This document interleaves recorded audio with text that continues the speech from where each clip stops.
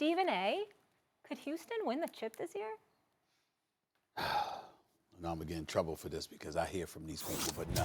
I do not believe that the Houston Rockets could win this year. And that's saying a lot for me because Kenneth Faried being added to this team, I don't longer think about Trevor Ariza being gone.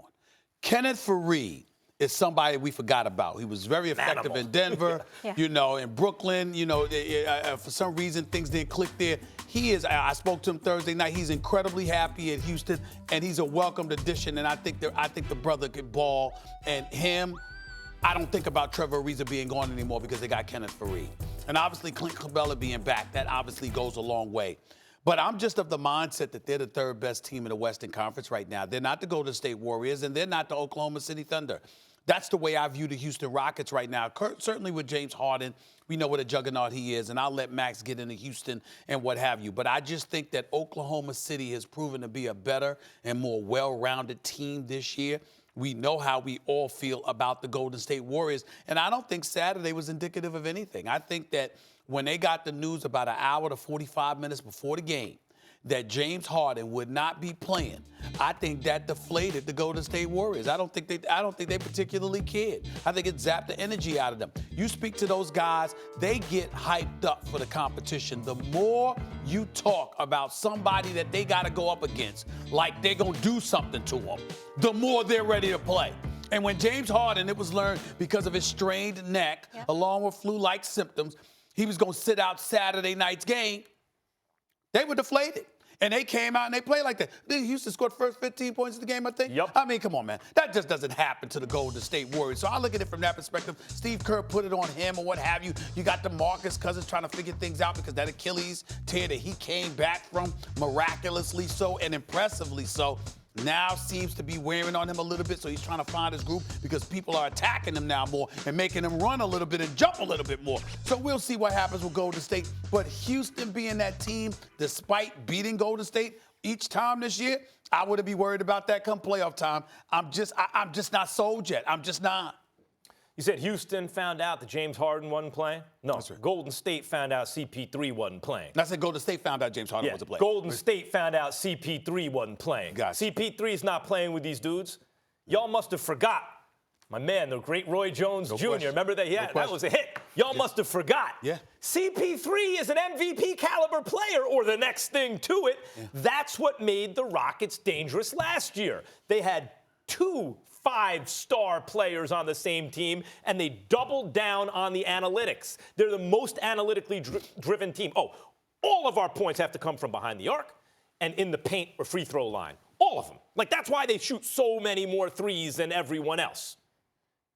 James Harden is the MVP of the league kind of every year, one of the top best or the second best player in the league during the regular season. The issue has always been, and I'll say it again, the playoffs come and he's something less than that. Do they have a chance? Yes, the Rockets have a puncher's chance and then some. You know, before they got CP3, it was just a puncher's chance because they played that analytics game. They shot so many threes, even Daryl Morey said, we have a shot if all the threes are falling to beat them.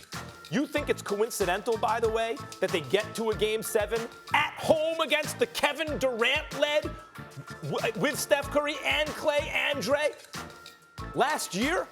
You think that's a coincidence? No, they were that excellent. And you think it's coincidental that when CP3 couldn't play, they lost? I don't even think it's coincidental that they missed all the threes without CP3. They lost confidence.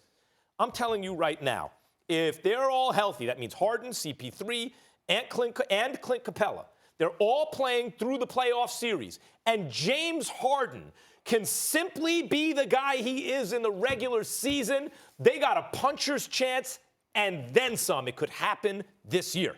I don't blame you for feeling that way, particularly seeing CP3 perform the way that he did Saturday night. He was absolutely sensational as a floor general. But I just believe that much more in Oklahoma City. I think they're a more well-rounded team. I don't think that the Houston Rockets are the same team against Golden State that they are against most others. I think going up against a team like Oklahoma City and others will cause them some problems. They get up for the Golden State Warriors, no question about it. And the Golden State Warriors will be ready for them come postseason time because Houston has had their way with them during this regular season. But I just believe, in my heart of hearts, I just believe that right now they're the third best team in the you Western something. Conference, and that's where I'm at with Let me ask something. I see that. Let's talk about the heavyweight division in boxing for a second, right? Sure. You may feel that Anthony Joshua's got the best chance to beat everyone. You may feel that Tyson Fury is next.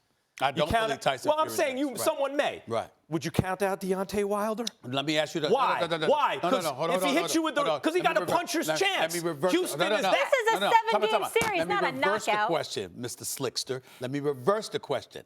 Don't give me Tyson Fury at number 2. Give me Joshua and Wilder with Tyson Fury as number 3 on the outside looking in.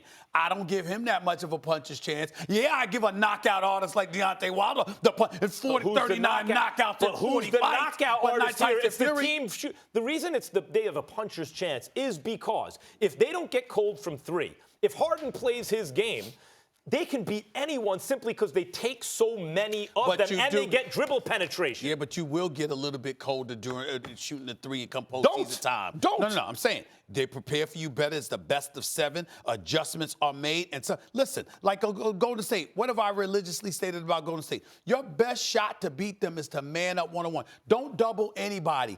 Turn them into 2-point scorers. Even if they score on you at will, turn them into 2-point why, scorers. James Harden? Because that's how I feel you could do Houston. But the thing about Houston is, if they're hot from 3, they take so many of them that even if you're supposedly the better team, they got that puncher's chance. They might just knock you out. I agree that they should be 3rd in the West. 1, Golden State, 2, Oklahoma City, 3, Houston. But Houston is the puncher here.